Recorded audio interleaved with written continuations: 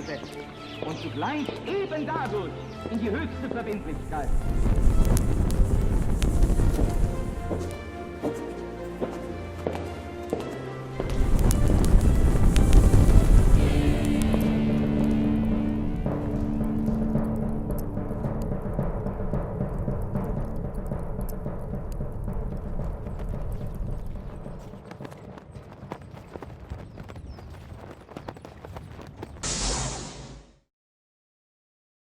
Sean muy bienvenidos a una nueva emisión de La Brújula, este programa que hacemos por la pantalla de Conclusión TV. Lucas Carena es mi nombre, me acompaña un gran amigo, como siempre, don Pablo Davoli, Lucas, a quien saludo con un estrecho apretón de manos.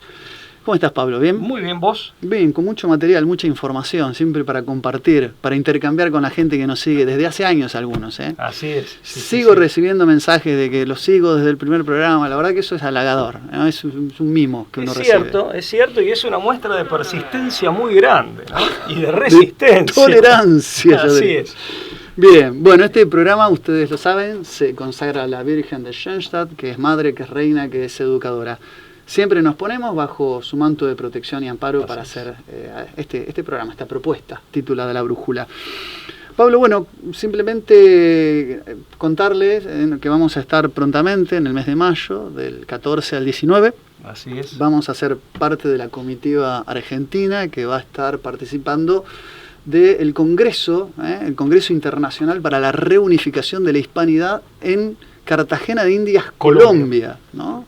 Así que eso es interesante, es importante que lo difundamos, porque va a ser un congreso de un calibre importante y hemos tenido la amabilidad por parte de los organizadores de formar parte. La invitación, sí, para nosotros, bueno, lo hemos declarado a través de redes sociales, no bien nos enteramos y esta invitación estaba confirmada. Así que, pero bueno, lo manifestamos y lo ratificamos acá. Para nosotros es un honor inmenso.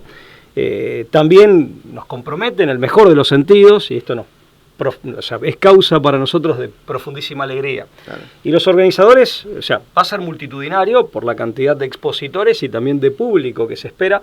Entiendo que hay expositores de prácticamente todos los países de Hispanoamérica, pero también de España e incluso Portugal, ¿no? Claro, correcto. Y la entidad organizadora a la que le agradecemos especialmente, es el Instituto de Geopolítica y Estudios Estratégicos de Colombia. Y agradecemos muy especialmente a la persona de su presidente, el general José Serpa Hernández, y el vicepresidente, el coronel Edilson González Pinzón. También creo que cabe que agradezcamos muy especialmente a una persona que entiendo que es una pieza fundamental para la organización de este evento, que es nuestro gran amigo chileno, Patricio Fuensalida. Sí, así efectivamente.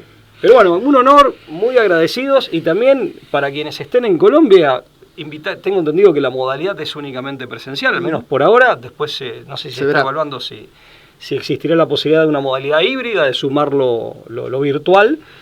Pero bueno, para quienes estén en Colombia y puedan participar, bueno, desde ya la invitación, ¿no? Todavía hay cupos y quedan muy pocos. Tengo entendido que quedan muy pocos. Sí, quedaban pocos, así es. Muy bien, vamos entonces al tema. Una tesis poco conocida, o por lo menos poco difundida. Desafiante. Muy desafiante, de la vida y obra de Carlos Marx. Es la tesis... Giselle Mardokai. Sí, exactamente. Carlos Marx. Moses, exactamente. Tiene que ver con esta obra, es un opúsculo, una obra escrita por un pastor luterano, rumano, de origen judío, que se llama Richard Wurmbrand. El libro se llama La otra cara de Carlos Marx. No es una obra de larga data, esto también es bueno aclararlo, ¿no? Sí, 2017, entiendo. Correcto. De hecho, él nace en el 24 de marzo, el autor de 1909, falleció no hace tanto, el 17 de febrero del año 2001. Poco antes de su muerte publica esta pieza. Claro, la publicación entonces de la edición que tenemos es 2017. Claro, porque efectivamente. Bien, con la que hemos dado a través. Efectivamente. Bueno, hay que decir de Richard Wurmbrand simplemente un detalle biográfico. Él estuvo 14 años en prisión, ¿no? Él sufrió lo que fue el asedio soviético en Rumania, o sea, la Europa del Este estamos hablando. Sí, de los 14 años que estuvo en prisión, 3 los pasó en un estricto confinamiento, prácticamente sin ver la luz del día ni tratar con nadie. Fue sometido a torturas y, entre otras cosas, estos flagelos que sufrió tuvieron que ver con su dedicación a la obra pastoral. Él se convierte al cristianismo ya estando casado. O sea, yo creo que, y esto es una apreciación personal, yo creo que él hubiera inclinadose por la Iglesia Católica, de no ser de que él ya tenía a su esposa, que se convierten juntos, ¿no? Así es. Entonces, primero fue ministro de la Iglesia Anglicana, donde podía ejercer una pastoral bajo el matrimonio, ¿no? Teniendo ya el sacramento del matrimonio. Pero después terminó siendo pastor luterano, desde donde predicó incansablemente, pese a todos los maltratos que recibió por su misión predicadora, ¿no? Es un hombre... Sí, estuvo sometido a tormentos, a torturas. Tremendos. Obviamente el confinamiento y la cárcel. Vos sabés que para abonar tu hipótesis, y también... Insisto que no lo podemos saber, pero... pero es una conjetura que tiene razonabilidad, o que luce razonable. En abono de tu hipótesis... cuando uno lee la obra, que es una obra breve, pero muy densa en cuanto a la cantidad de información que él logra reseñar y comprime, en un momento dado hace una crítica de Bruno Bauer, a quien culpa, responsabiliza del extravío ideológico, del temprano extravío ideológico de Marx y de Engels. Que fue su profesor, ¿no? Efectivamente. Después, Marx lo va a criticar a Bruno Bauer en torno a la así llamada cuestión judía, famoso libro La cuestión judía y La cuestión judía en Bruno Bauer, textos de Marx, de un Marx todavía joven. Pero cuando lo critica a Bauer por la mala influencia que, según el autor, Bauer tuvo en Marx y en Engels más específicamente, critica la teología liberal de Bauer. Claro. Que digamos que por lo menos siempre desde la perspectiva católica estuvo más asociada a la teología protestante, ¿no? O a una teología católica que de pronto se acercaba a las líneas teológicas protestantes. Con lo cual creo que con ese juicio de valor que le hace esa ponderación queda abonada, al menos como un indicio, ¿no? Que abonaría tu hipótesis. Bueno, ¿qué es lo que dice esta tesis? Insisto, original, o sea que por lo menos reviste particular originalidad. Es un ensayo con una pluma que discurre por sobre todo escritos de la juventud de Carlos Marx, con una habilidad y una minuciosidad destacables, encomiables. Dice, en un comienzo Marx tuvo, pese a su origen judío, tuvo un acercamiento con el cristianismo, ¿no? Tuvo una mirada, una idea, un ideario humanista en un determinado momento. Dejás hacer un paréntesis ahí porque ahí sí el autor no lo aborda a este aspecto biográfico de Marx. En rigor de verdad, el papá de Marx se había convertido al luteranismo, al protestantismo de la Iglesia Evangélica Alemana, por razones profesionales, para poder ejercer mejor, digamos, sin limitaciones, por la discriminación religiosa que en ese contexto había, después de la caída de Napoleón, y que vuelve la vieja legislación, su profesión de abogado. Claro. Y esto... Marx con 8 años es bautizado, era el único de los hijos varones, las otras eran todas hijas mujeres de esa familia, y esto, digamos, el padre aprovecha y todo indica que para evitar que Marx de grande se viera expuesto a este tipo de discriminación, lo hace bautizar a Marx en el protestantismo. Desde ya que estamos hablando de no de una auténtica conversión del Papa, sino de un bautismo de conveniencia, un bautismo fingido. Y esto generó una hecatombe, esto lo cuenta el propio Marx de grande, generó una hecatombe en su familia, porque él era nieto del gran rabino de Treveris, y tanto por el lado del papá como por el lado de la mamá, era sobrino de rabinos importantes de lo que en ese momento era Alemania, una Alemania todavía no unificada, pero Alemania al fin, el contexto. Eso lo cuenta el propio Marx, y él va a una escuela, digamos, con niños que eran cristianos, pero Marx cuenta que nadie creía en la conversión del padre, y por ende en la de él. Y por otro lado había tenido problemas en su familia, justamente producto de ese bautismo.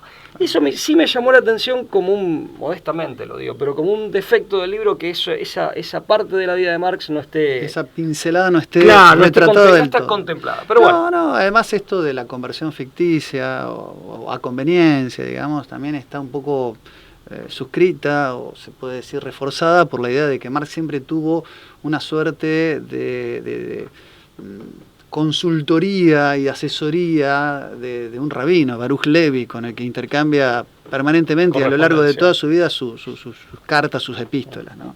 Pero sí, efectivamente, es cierto. Pero bueno, lo que sí dice del Marx joven es que lo dominaba la idea de ayudar a las masas explotadas, ¿no? lo que las empobrece, decía Marx, es el capitalismo, ¿no? El problema está en el modelo de acumulación.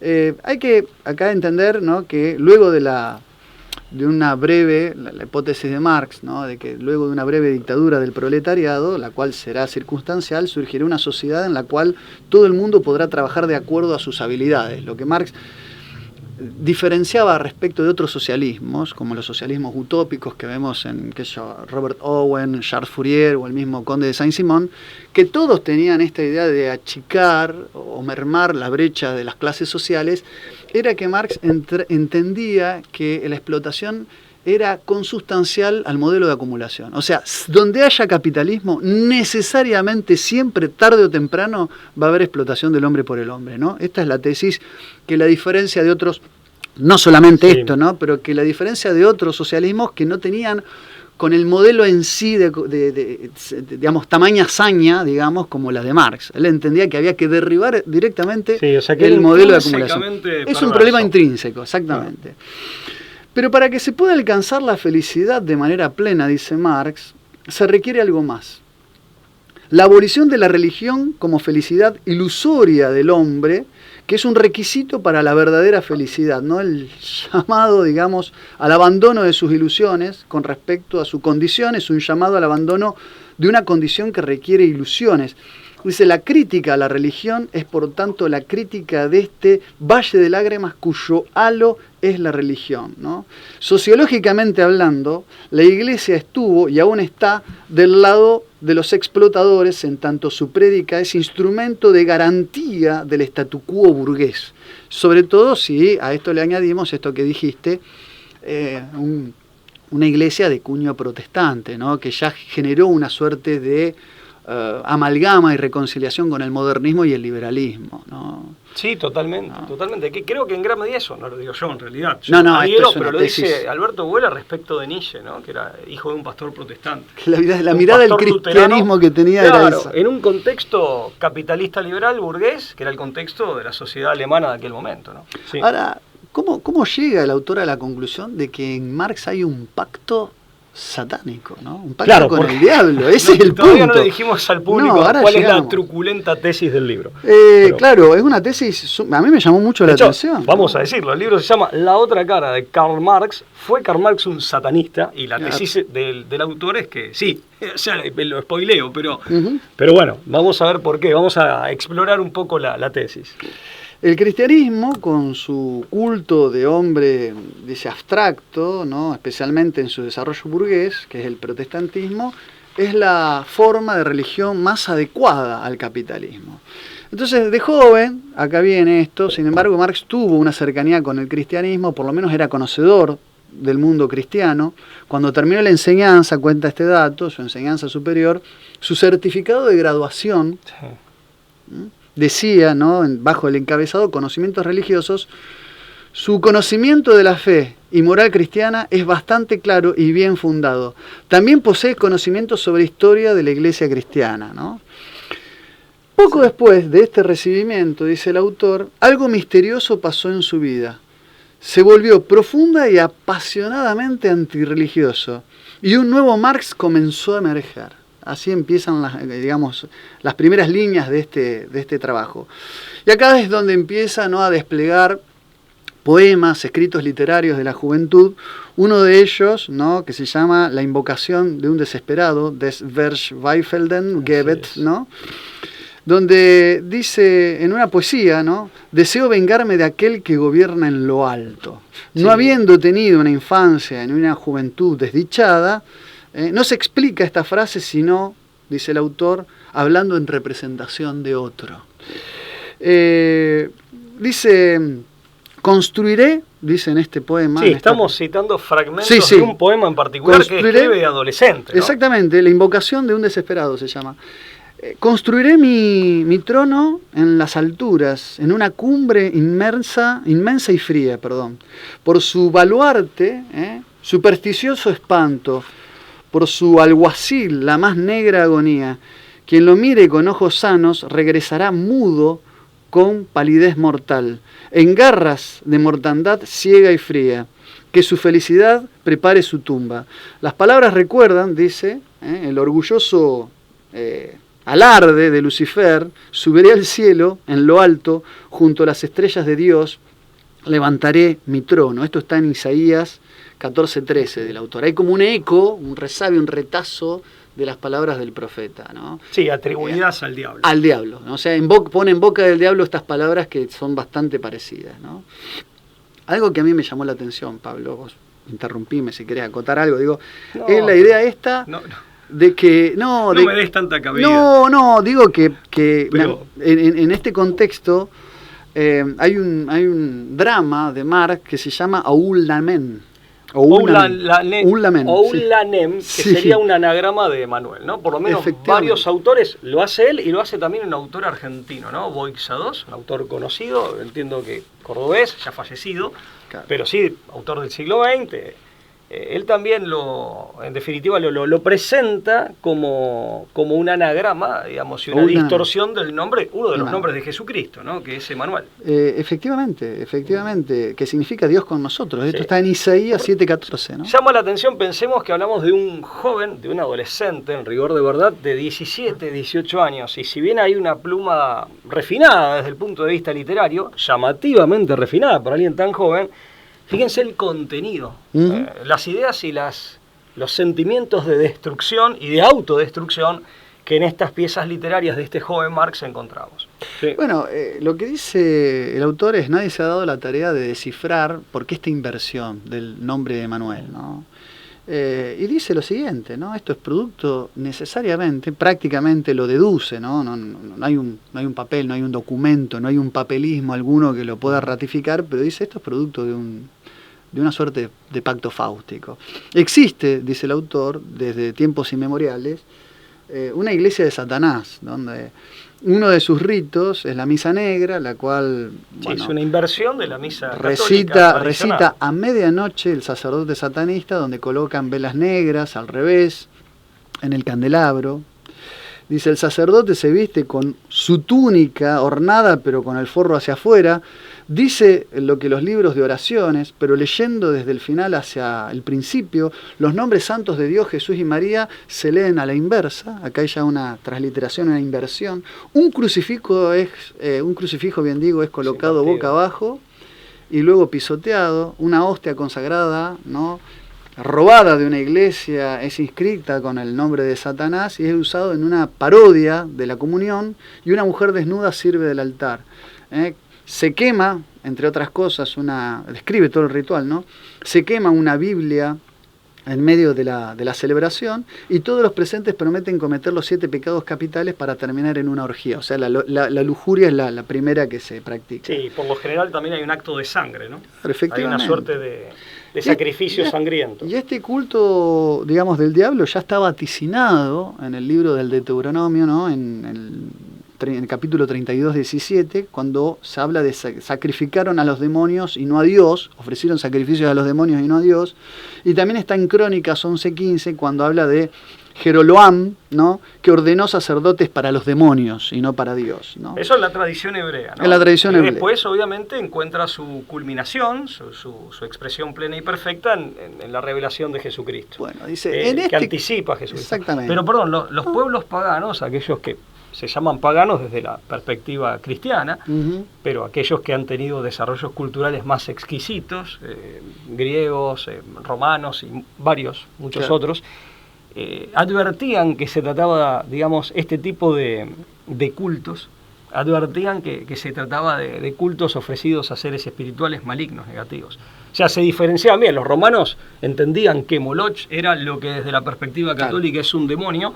Moloch era aquella deidad, en definitiva aquel demonio al que los cartagineses, fenicios, después cartagineses, ofrecían sacrificios de sangre, que era la incineración de un niño vivo. Niños, claro. Claro, porque el sacrificio, aparte en la misa cristiana, el como culto el culto es el sacrificio del propio Jesucristo, ¿no? Por su crucifixión, muerte y bueno, después resurrección, que es el sacrificio, la inmolación de Dios salvífica. Claro. Bueno, el autor se pregunta por qué esta inversión. Dice, esta inversión del Oulanem es justamente una inversión del nombre Emanuel, ¿no?, nombre bíblico de Jesucristo, una de las Significa evocaciones, Dios con nosotros, Dios ¿no? con nosotros. Y bueno, justamente acá Marx lo invierte, ¿no? Deliberadamente. Y un detalle interesante, esto es interesante desde el punto de vista, ¿por qué la inversión? Porque el mal en su insustancialidad no es sino el desorden, y la inversión es el peor de los desórdenes, es la inversión del orden natural y de lo que es, que per se y naturalmente es bueno. O sea, fíjate lo que dice Marx, según el autor, en otro de sus poemas, de sus escritos pero literarios. ahí de Ulamnem, si querés, leo algo. Dale, tengo dale. acá, pero si existe algo que devora es un fragmento, ¿no? Porque es un drama. Sí, sí. Hacia el final de este drama, dice, si existe algo con mayúscula en la inicial, que devora, saltaré adentro, aunque lleve el mundo a su ruina, a su ruina. El mundo que se dilata entre mí y el abismo, lo destrozaré en pedazos con mis perennes maldiciones.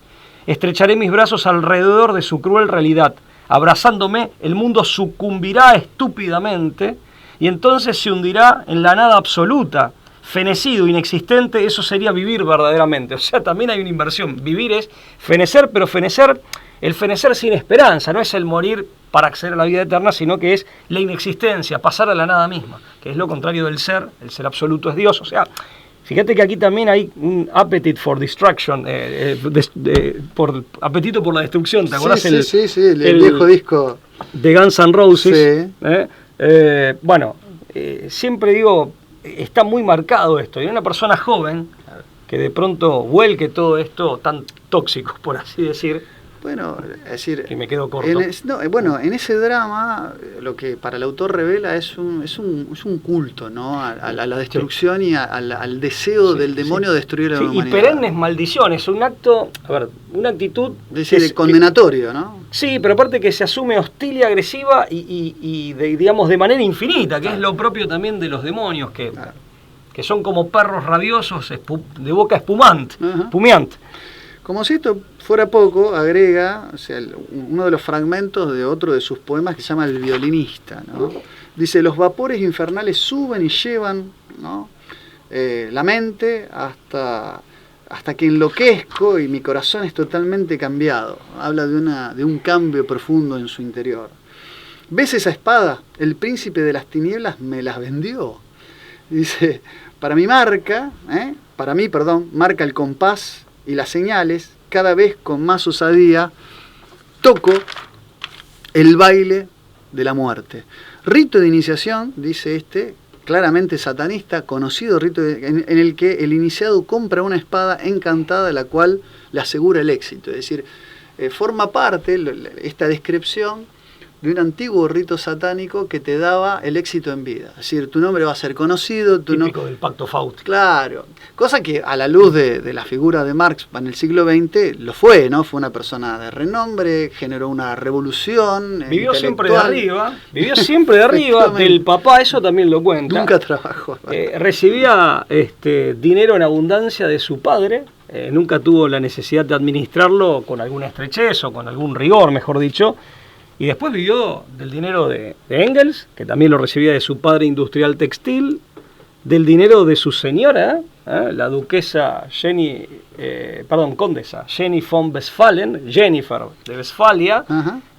Y bueno, entendemos que también junto con toda la Liga de los Justos, esto lo dice Paul Koch, entre otros, del dinero de Rothschild, ¿no? Efectivamente. Con el que tenía un parentesco. Esto lo hemos tratado. Lo hemos dicho. Lo hemos dicho en varios programas. Incluso está mencionado en nuestro libro La Guerra Invisible, sí, ¿no? El aporte de Paul Koch. Este drama, Ulanem, obviamente en el acto primero, escena 1, vos algo ya dijiste, habla, ¿no?, de que tengo aún fuerza en mis brazos juveniles, ¿no?, para agarrarte fuertemente y triturarte, y se refiere a la humanidad, ¿no? Hay como una especie de desprecio, ¿no?, a la humanidad entera. Y a veces es el universo, ¿no? Claro, la tesis del autor dice, con tempestuoso poder, mientras que para ambos se abre el abismo desmesuradamente y en la oscuridad, te hundirás y yo te seguiré riendo a carcajadas, murmurando en tus oídos. Desciende, amiga, ven conmigo. Ulanem, acto 1, escena 1. Es decir, ese desciende es hacia el infierno, ¿no? Porque es un llamamiento a acompañarte a las puertas del infierno. Hay una cosa muy interesante, lo que el autor advierte es que en este momento en el que él estaba iniciándose en el satanismo, que Marx se estaba iniciando en el satanismo, es cuando empieza a idear un mecanismo para llevar a toda la humanidad hacia una suerte de paraíso terrenal posrevolucionario. O sea, las teorías de Marx tendrían esa fuerza sustitutiva que tienen, sabemos, como una suerte de religión civil, de religión sin Dios, sin inmanente, que vendría a estar, a ser el ardid que planea a partir de esta suerte de Pausto Fáustico que dice estar firmando en esa época que escribe estos poemas. Pues son dos, son dos etapas distintas, pero no estarían... como dos planos de análisis, ¿no? Claro, claro. O sea, por un lado el discurso, el relato sustitutivo de las verdades trascendentes y de las esperanzas trascendentes, por esta sustitución que vos decís, un paraíso terrenal, digamos un mesianismo de una clase social, salvífico, que sería el proletariado, pero la realidad es, en definitiva, hacer lo contrario de la auténtica religión, que es, en vez de religar a la humanidad con Dios y con la bienaventuranza eterna, es romper con eso. Claro. Lo que dice básicamente es que el ateísmo filosófico materialista que está impreso en la figura de Marx sería consecuencia de un antiteísmo fáustico previo, eso, si no se conoce. Bueno, sin llegar a este extremo, por así decirlo, de plantear un satanismo explícito y consciente, pero esta idea del antiteísmo que se oculta detrás del ateísmo militante del comunismo, lo plantearon varios autores. Entiendo que eso lo ha planteado, si no mal recuerdo, en varios artículos, Aníbal D'Angelo Rodríguez, un autor que siempre me gustó su pluma y sus análisis, Aníbal D'Angelo Rodríguez, profesor de la UCA en Buenos Aires, muchos años. En 1839, el joven Marx escribió Diferencias entre la filosofía de la naturaleza, Demócrito y Epicurio, en cuyo prefacio también se identifica un poco con la declaración de Esquilo, ¿no? Tragediógrafo Esquilo, odio a todos los dioses, ¿no? Esta declaración. Marx conoce después inmediatamente a Moses Hess, ¿no? Y a Mikhail Bakunin, que el primero lo introduce un poco en las ideas del socialismo, que él no conocía, o por lo menos no había profundizado, y del que decía, o sea, Hess refiriéndose a Marx, mi ídolo, quien dará el puntapié final a la religión y a la política medieval, ¿no? Es decir, había como una especie de, este va a ser el vehículo de la transformación última. De hecho, los soviéticos cantaban en su momento, en sus marchas, en honor a esto, echaremos a los capitalistas de la tierra y a Dios del cielo, ¿no? Invocando un poco, qué temeridad, cumpliendo el mandato de Marx, eso se lo tomaban a Dios del cielo. Sí. Bueno, el aspecto de Marx era también propio, es decir, esa barba larga que tenía, ese pelo largo, que no era el más significativo en la época. No era de moda, claro. No respondía a los patrones estéticos. Al autor le llama la atención, obviamente que, insisto, va a ser un recorrido, digamos, donde va tomando retazos y detalles, pero era el propio de los discípulos de una sacerdotisa satánica de la época, que llamaba Johanna Southcott. De hecho, de ella, y vamos a poner en pantalla, hay un retrato de 1814 donde está esta mujer satanista, está retratada, está dibujada con símbolos satánicos excomulgando a un grupo de obispos. Esa imagen es muy conocida de Johanna Southcott. Una aclaración antes de seguir. Pero digo que ese aspecto que él tenía del pelo largo era propio de los discípulos y los seguidores de esta emblemática mujer que había como declarado la guerra a la iglesia. Una cosa muy extraña. Y también hay que decir que él, por lo menos en varias de sus epístolas, declaraba que se había dejado la barba para asemejarse o adquirir la imagen o alguna semejanza con la idea que uno tiene acerca de los profetas del Antiguo Testamento. Pero ahí yo lo que veo más que nada es ese elemento de mesianismo secularizado, de mesianismo materialista y apropiado, el padre Memmiel diría carnalizado, que está muy presente en el marxismo. Bien. Bueno, y que no se opone a todo lo que venimos diciendo, en todo caso puede ser parte o una expresión, un aspecto del mismo problema. Mira, yo quería aclarar algo para el público. La tesis del libro es interesante. El libro comprime muchas pruebas, tomándolas individualmente y de manera aislada, ninguna es terminante. El conjunto, no digo que sea terminante, pero sí es mucho más convincente. Es sugerente, ¿no? Claro. Es sumamente llamativo. ¿Por qué, por ejemplo? Lo que vos decís, primero, toda la cuestión del espiritismo y de la teosofía en particular, ¿no? La hija favorita de Marx, Eleanor, se casa con Edward Aveling, o sea que era el yerno de Marx. Primero le pide autorización conforme a la costumbre de la época al padre, el padre se la da, y Aveling pronunciaba conferencias sobre temas como la iniquidad de Dios, practicaba la teosofía y además era cercano, era amigo personal de Annie Besant. Recordemos que Annie Besant era esta discípula de Helena von Hanck en Gran Bretaña, ¿no? en Inglaterra, más particularmente Annie Besant se disputó con Alice Bailey en Estados Unidos, que era la otra cara, la continuidad de la obra de Madame Blavatsky, Helena von Hanck, y siempre, que es la fundadora de la teosofía y la New Age. Y siempre estuvo la mano, al menos según las investigaciones de historiadores como Patricio José Maguire en realidad, de que estaba detrás la mano de la inteligencia británica, detrás de todo esto. Como ha sido muy común y ha quedado demostrado en otros casos, ¿no? Donde se juntan operaciones de inteligencia con este tipo de cultos. No, es verdad que después Alice Bailey funda la Sociedad Arcana, funda la Trust, ¿no era? Claro, funda primero la Pacific Grove y de ahí una organización que se llama Confianza en Lucifer.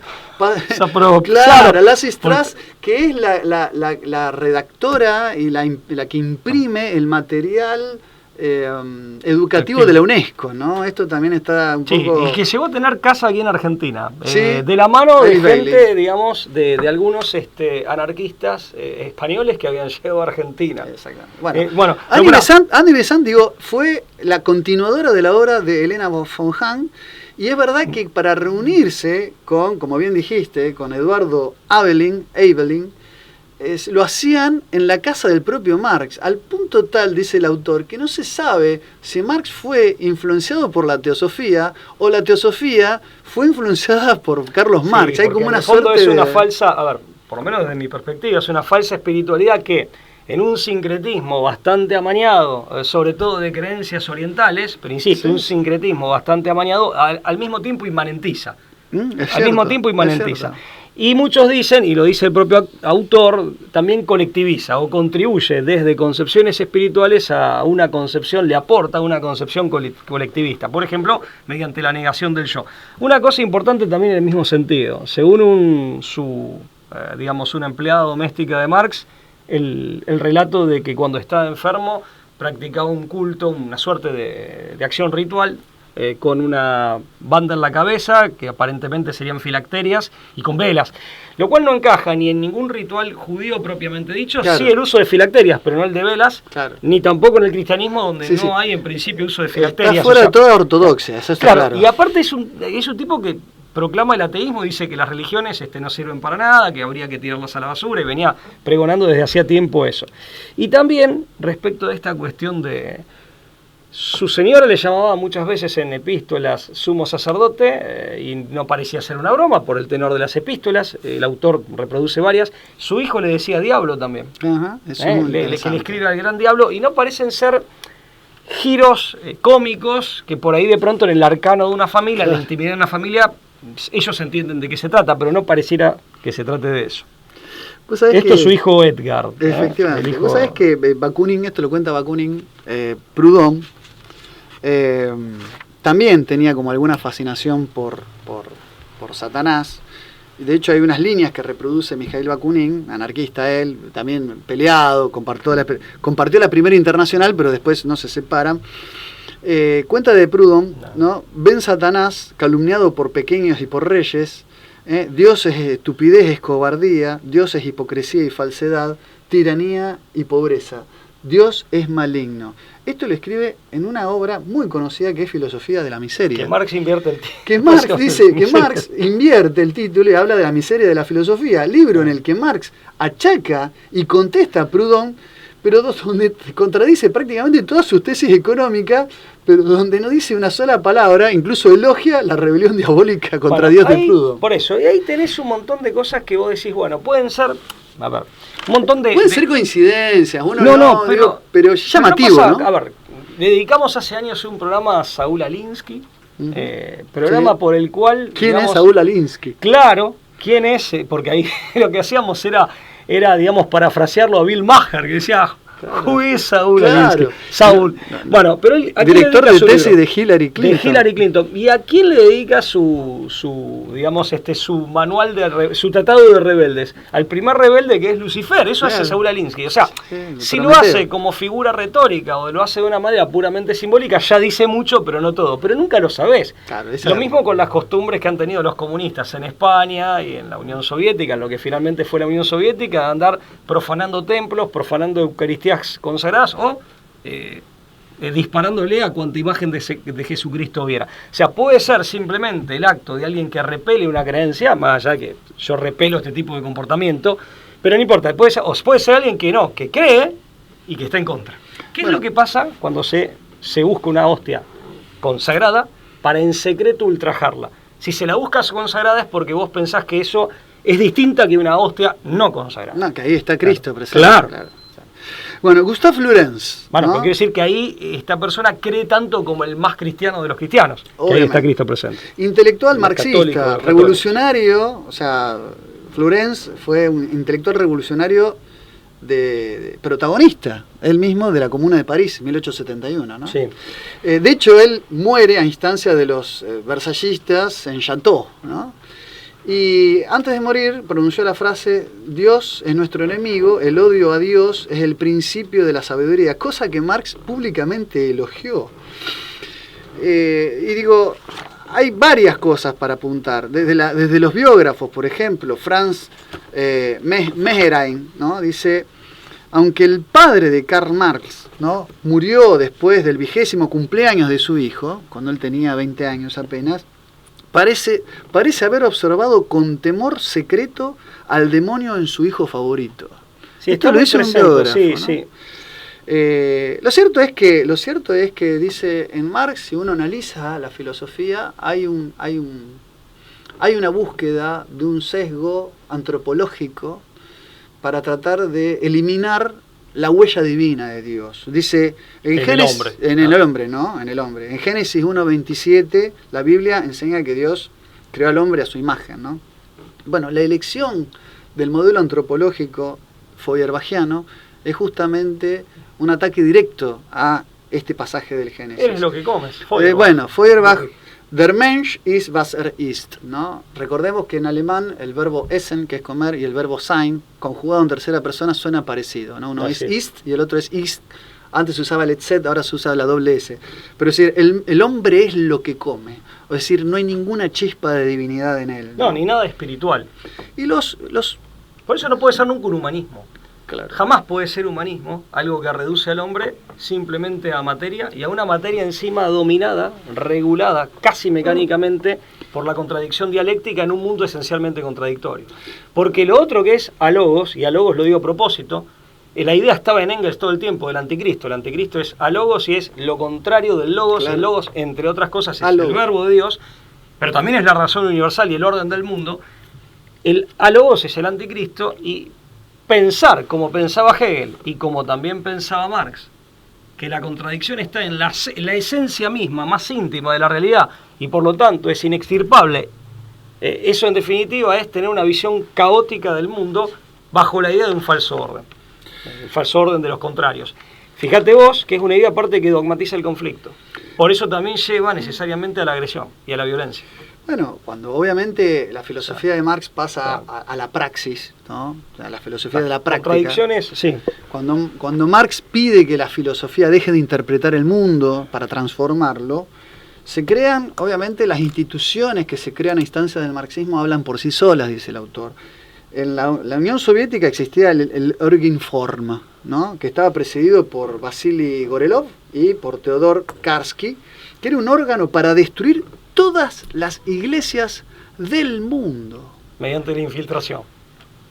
Pero la idea no era destruir las iglesias de la Rusia zarista, era Del mundo. destruir todas las iglesias del mundo por mandato, que no estaba ya en ningún texto amañado de alguna pincelada poética de un Marx joven, sino que en el Manifiesto Comunista, dice el autor, había escrito que su objetivo era la abolición no solo de todas las religiones, sino de toda moral, lo cual impulsó, en la interpretación leninista, marxista-leninista, la creación del Orginform.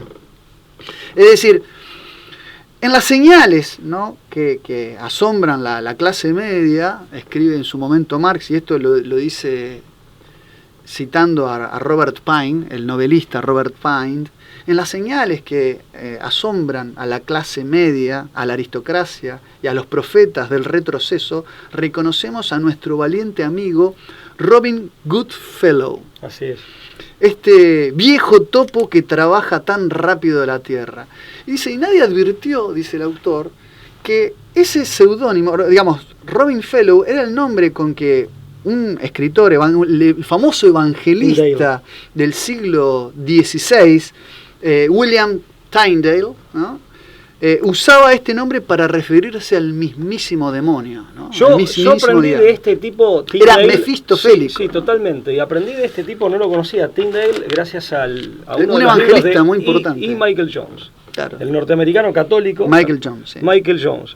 Bueno, mira, 2 o 3 cosas porque veo que se nos acabó el tiempo. Estamos lamentablemente. Yo también voy a hacer una reflexión final, pero digo, hay mucho más. Les recomendamos que lean el libro. Aparte, toda la cuestión de la parapsicología y el ocultismo en la Unión Soviética, bueno, no lo dice el autor, pero sí lo tomo yo de otras fuentes, los signos cabalísticos en un ritual de sangre en la matanza de la familia del zar.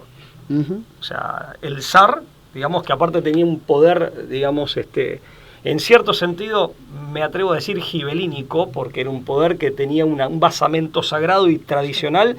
El zar y su familia, incluyendo niños y niñas, fueron todos asesinados y está la foto, efectivamente, está la foto donde no ha sido un asesinato, digamos, exento de una ritualización que no puede ser sino satánica, con la sangre de las víctimas, signos cabalísticos y gnósticos en las paredes. Sí. Eso no creo que sea mera coincidencia, de casualidad ni hablo, porque para mí la casualidad es una idea mítica, es una idea mítica en el peor de los sentidos de la palabra mítico. Otra cosa, aclaro, cuando digo que el marxismo no puede ser un humanismo, hablo de humanismo no como antropocentrismo, porque en ese sentido sí lo es, sino como digamos, como amor al genuino. Hombre. Sí, un humanismo en el sentido no filosófico, sino ni histórico, sino coloquial.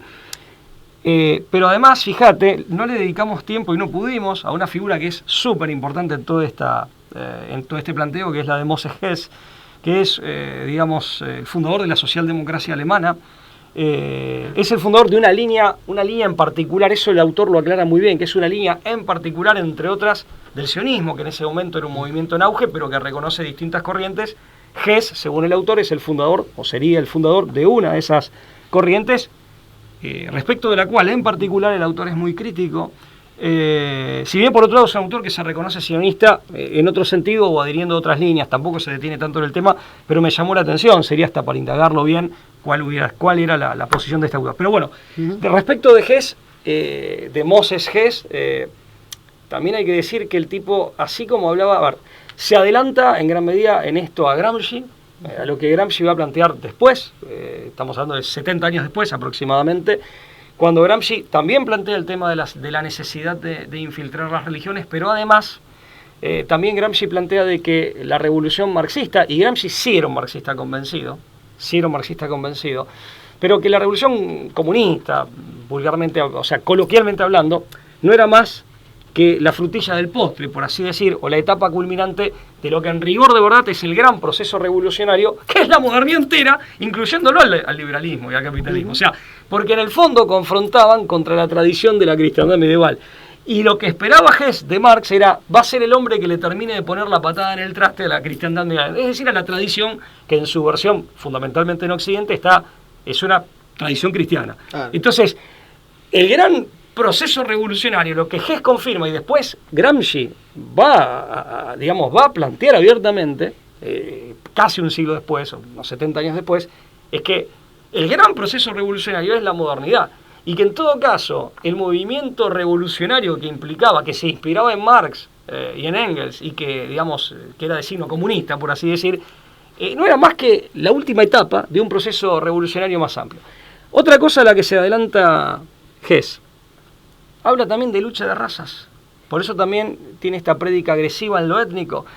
Va a haber un autor en Estados Unidos que plantee lo mismo, Israel Zangwill, que lleva el concepto de lucha de clases a lucha de razas. Pero pareciera, por lo que dice el autor, que no fue un invento de Zangwill, sino que es un invento de Hess. Claro. Entonces, ¿Y por qué? Vuelvo a lo mismo. La idea dialéctica es la idea que mete el conflicto como algo dogmático, esencial y por lo tanto inevitable, incluso como factor de progreso, en el corazón mismo de nuestra concepción del mundo. Por eso siembran el conflicto, no intentan solucionarlo.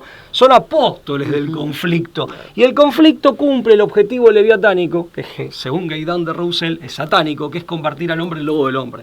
Sea por clase social, por luchas de etnias, de pueblos, etc. Todos canibalizándonos entre nosotros. Eso es lo terrible. El padre Meinbiel, lo voy a dejar acá, habla de cómo Hegel y después Marx hacen una suerte de tergiversación de las, digamos, de los movimientos internos de la Trinidad, hacen una transposición sacrílega, esa es la expresión que usa, y una tergiversación, me permito reinterpretar yo, de las procesiones en la inmanencia de la Santísima Trinidad, de Dios mismo.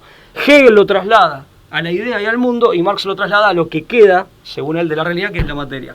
Pero toda la idea dialéctica que dogmatiza el conflicto es el producto, además, de una transposición sacrílega y al mismo tiempo, no solo transposición sacrílega, me permito agregar tergiversación de lo que es, modestamente podemos llegar a saber del interior de la Santísima Trinidad entre las tres personas, las tres gloriosas personas divinas de la Santísima Trinidad.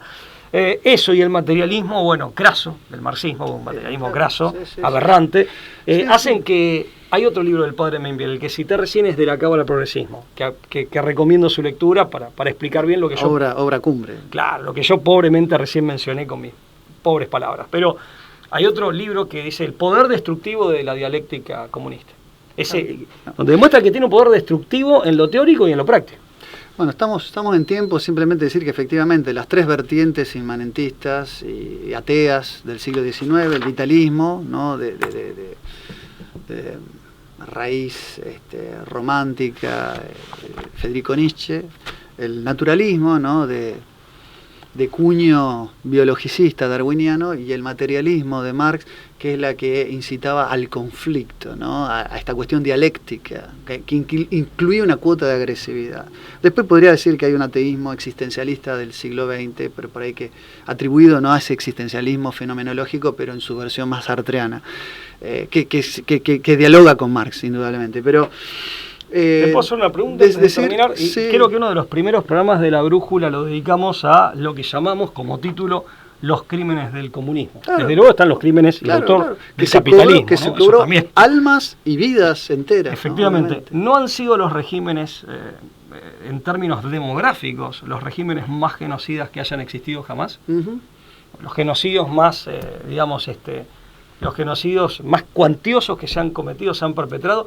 Y recordemos el libro negro de la Nueva Izquierda, donde la izquierda francesa, con gran honestidad intelectual, cuando se toma conocimiento de esto, una vez que se desclasifican los archivos, lo que parecía una teoría conspirativa, no sé, de grupos nacionalistas, finalmente se reveló como cierto.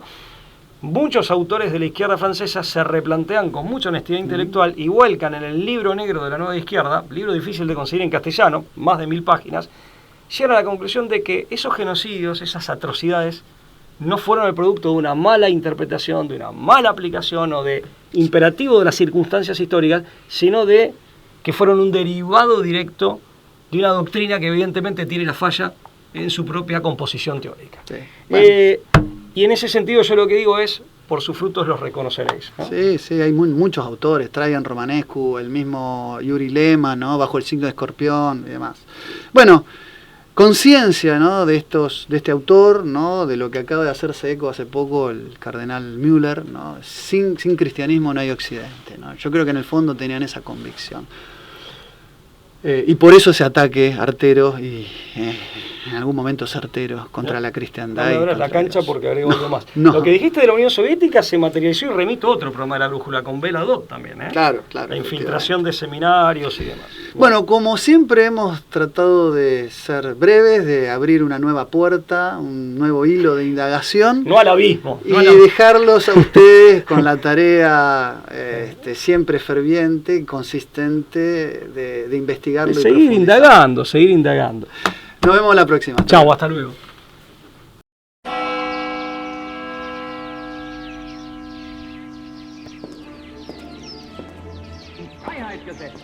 Und zugleich eben dadurch in die höchste Verbindlichkeit.